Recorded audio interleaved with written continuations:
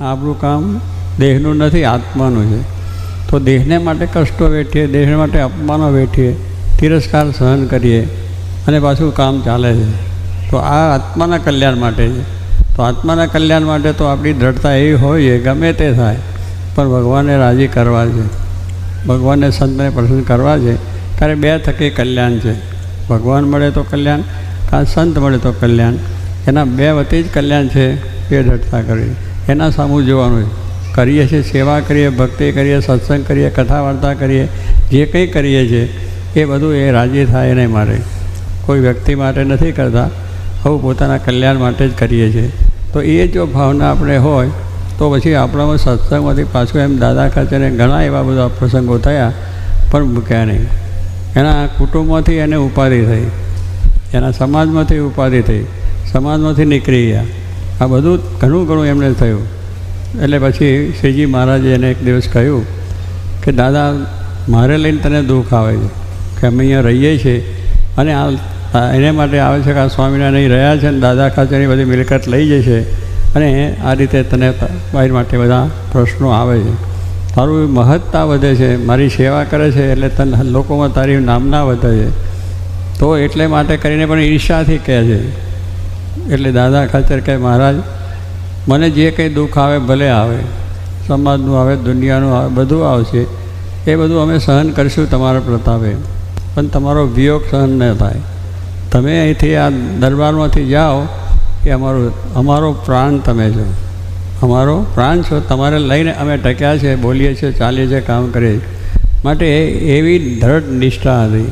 તો શ્રીજી મહારાજ ગઢડામાં 30 વર્ષ સુધી રહ્યા. આવું બધું પ્રસંગો બનતા તો પણ દાદાને જરાય મહારાજ વિશે જરાય શંકા નહીં, જરાય અવગુણ નહીં, સંતનો અવગુણ નહીં, હરિભક્તોનો અવગુણ નહીં. આવે બધાનું સારું સન્માન બીજું ત્રીજું કરે. એવી દ્રઢતાનો સત્સંગ કહેવાય, જીવનો સત્સંગ જેને કહેવાય. દેહનો સત્સંગ હોય બોલાવે ચલાવે એટલે આનંદ થાય, માન સન્માન આપે એટલે આનંદ થાય, પણ કોઈ અપમાન થઈ જાય તો પાછો વધી જાય. દેહનો છે, મારો દેહને આમ કેમ કહ્યું, મને કેમ વ્યવસ્થા ન થઈ, એવા વિચારો આપણને આવે. એને માટે આવતા જ નથી. અહીં આવીએ છીએ એ આપણા જીવના કલ્યાણ માટે, ભગવાનને રાજી કરવા માટે તે થાય કરી. તો પછી શું કે જીવનો સત્સંગ થાય એટલે કોઈ દિવસ એને વાંધો આવે નહીં. દાદાને જીવનો સત્સંગ હતો. ભગતજી મહારાજે પણ શું કહ્યું ગુણાત્યાન સ્વામીને કે મારો જીવ સત્સંગી કરો. દેહનો સત્સંગ મારે નથી જોતો, દેહમાં તો મને દુઃખ આવશે, અપમાન થશે, તિરસ્કાર થશે, તો મારો સત્સંગ જતો રહે. પણ મારા જીવની અંદર એવું દ્રઢતા થઈ જાય કે કોઈ દિવસ મને તમારામાંથી પ્રીતિ ટળે નહીં, સત્સંગમાંથી પ્રીતિ ટળે નહીં, ભગવાનની ભક્તિમાંથી પ્રીતિ ટળે નહીં. તો આવા ભક્તોની વાત જો સાંભળીએ તો એવો જો સત્સંગ આપણે થાય તો આપણું કાર્ય પણ સારું ચાલે અને આપણે સારી રીતે થાય. એટલે આપણે આપણા કુટુંબનો આ બધામાં આ સત્સંગ આપણે કરવાનો, જીવનો સત્સંગ થાય. અને જીવનો સત્સંગ થશે પછી કોઈ માન અપમાન સુખ દુઃખ ગમે એટલા પ્રશ્નો થાય તોય થાય, વાંધો ના આવે. તો કહેવાનું શું છે કે એમ મહારાજે આ પ્રમાણે એ દાદા ખાચરને કહ્યું. અને મહારાજ પોતે બોલ્યા કે ગઢડું મારું અને હું ગઢડાનો, કે આ ગઢડું મારું છે. દાદા ખાચરે પોતાનું માન્યું, અરે મહારાજે પોતાનું માન્યું.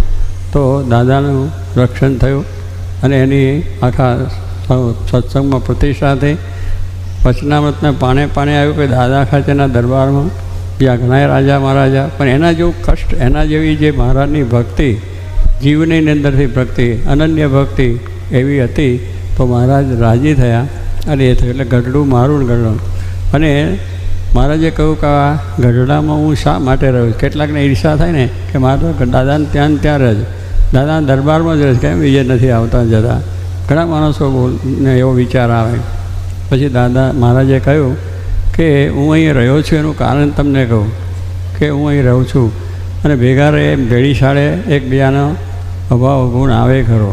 કારણ કે ભેળી શાળે મહિમા સમજાય, દૂર હોય તો મહિમા સમજાય, કહો તમે આમ છે ને તેમ છે ને મહિમા ઘણો લખીએ, કાગળના કાગળો લખીએ.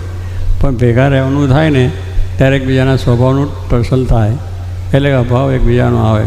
પણ દાદા ખાચરના કુટુંબને કોઈ દિવસ મહારાજ વિશેની કોઈ શંકા નહીં, માયાનો ભાવ નહીં. દિવ્યતા ને દિવ્યતા. પ્રસંગો ઘણા બન્યા કર્યા તો પણ મહારાજ થકી પણ અપમાન થયું છે તો એને એમ નથી થયું કે મહારાજ મારું અપમાન, હું આની ભક્તિ કરું છું મને કેમ આમ બોલાયું, એવું કોઈ તારો વિચાર નથી આવ્યો. એટલે કહ્યું કે મારે કે હું રહું છું એનું કારણ છે કે દાદા ખાચરને મને ન ગમે એવો એક પણ સ્વભાવ રાખ્યો નથી, તો હું અહીંયા રહ્યો છું. આપણે પણ ભગવાનને રાખવા છે, આપણે પણ આપણો સત્સંગ દૃઢ કરવો છે, તો આપણે પણ આ જ વિચાર કરવો છે કે આપણા આ કાર્યો જે કંઈ કરીએ છીએ એમાં ગમે તે પણ મહારાજને નથી ગમતો એ નથી કરવું. મોક્ષ એના માટે એની પાસે લેવો છે, બીજા પાસે લેવો છે તો બીજાનું શું કામ જોવો છો? અહીં જોવા ક્યાં આવ્યા છે? આપણું જ જોવાનું છે, આપણા સ્વભાવ ટાળવાના છે, તો આપણું કામ બરોબર સાથ થાય.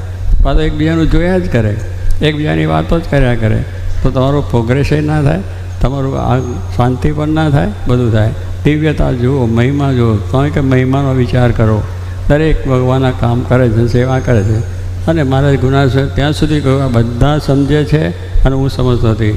આ બધા ભણેલા છે, હું અભણ છું. ભલે તારી ડિગ્રી મોટા મોટી હોય તો આ સમજે હશે તો વાંધો નહીં આવે. કે હું સમજું છું ને આ બધા તો કંઈ સમજતા નથી, આ તો બધા ગામડિયા છે, આ તો અબુદ્ધ છે, મૂર્ખાઓ છે. હવે એને મૂર્ખાઓ કે તમે મૂર્ખા થવાના.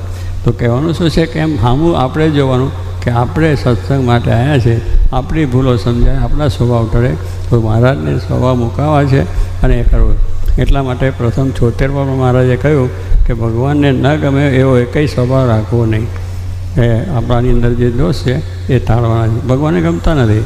કે શ્રીજી મહારાજ છે તો તમે કહ્યું ને કે 4 પ્રકારની વાત કરી એની અંદર, તો કહ્યું કે મારે કે આ સ્વભાવ મને ગમતા, ક્રોધી, ઈર્ષાવાળો, કપટી ને માની, આ 4 માણસ મારે કે અમને ગમતા જ નથી. લો, શ્રીજી મહારાજને ગમતું ના એની આપણે રાખીએ, ક્રોધ રાખીએ કે ઈર્ષા રાખીએ કે